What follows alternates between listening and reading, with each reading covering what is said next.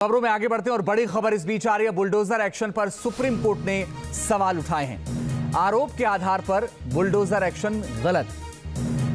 कोई आरोपी है, इस आधार पर बुलडोजर एक्शन कैसे, ये पूछा सुप्रीम कोर्ट ने। बुलडोजर एक्शन पर राज्यों को निर्देश जारी करेंगे।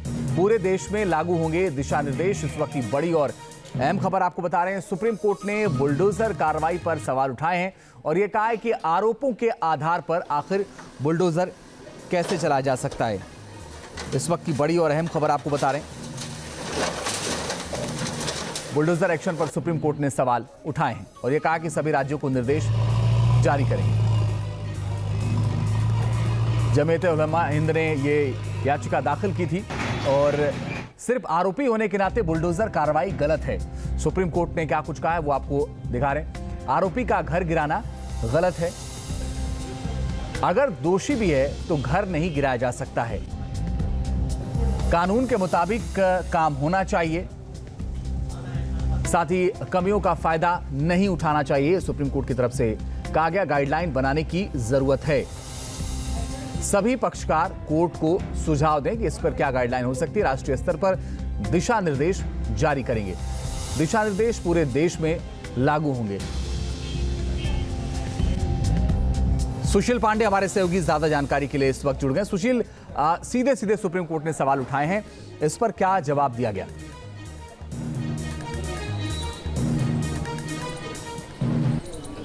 जी देखिए, बुलडोजर कार्रवाई पर सुप्रीम कोर्ट ने एक बड़ा दखल दिया है और सुप्रीम कोर्ट ने एक बड़ी टिप्पणी करते हुए भी ये कहा है कि जिस तरह से तमाम राज्य सरकारों के द्वारा बुलडोजर की कार्रवाई की जा रही है ये तर्क संगत नहीं है। सुप्रीम कोर्ट ने इस पूरे मामले में सुनवाई के दौरान जब जमीयत उलमा हिंद की तरफ से याचिकाकर्ता दुष्यंत दवे ने यह कहा कि एक विशेष कम्युनिटी को इस पूरे मामले में टारगेट किया जा रहा है, इस पर उन्होंने उदयपुर और मध्य प्रदेश की घटनाओं का उदाहरण दिया। इस पर सुप्रीम कोर्ट ने कहा कि इस पूरे मामले में जिस तरह की कार्रवाई के मामले सामने उनके आ रहे हैं, ऐसे में यह कहना उचित नहीं होगा कि सरकार इस दिशा में कैसे कदम उठाकर कार्रवाई कर रही है।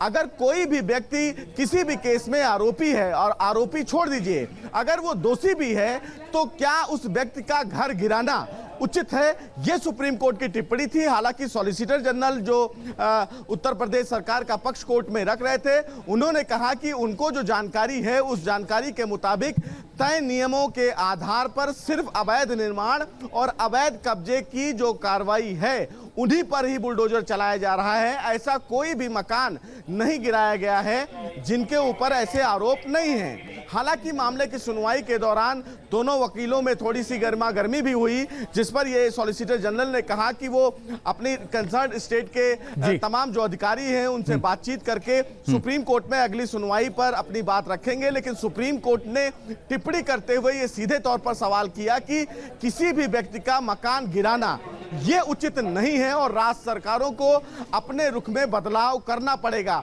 हालांकि सुप्रीम कोर्ट ने कहा कि हम अवैध निर्माण को गिराने के पक्ष में नहीं हैं, लेकिन अगर कोई व्यक्ति आरोपी है और वो आरोप कर रहा है या किसी का बेटा अगर बिगड़ैल स्वभाव का है तो उसका मकान गिरा देना ये उचित नहीं है। बिल्कुल, आप नजर बना के रखिएगा सुशील, आगे लगातार आपसे अपडेट लेंगे। न्यूज नेशन अब व्हाट्सएप पर खबरों की ताजा अपडेट के लिए न्यूज नेशन के इस QR कोड को स्कैन करें।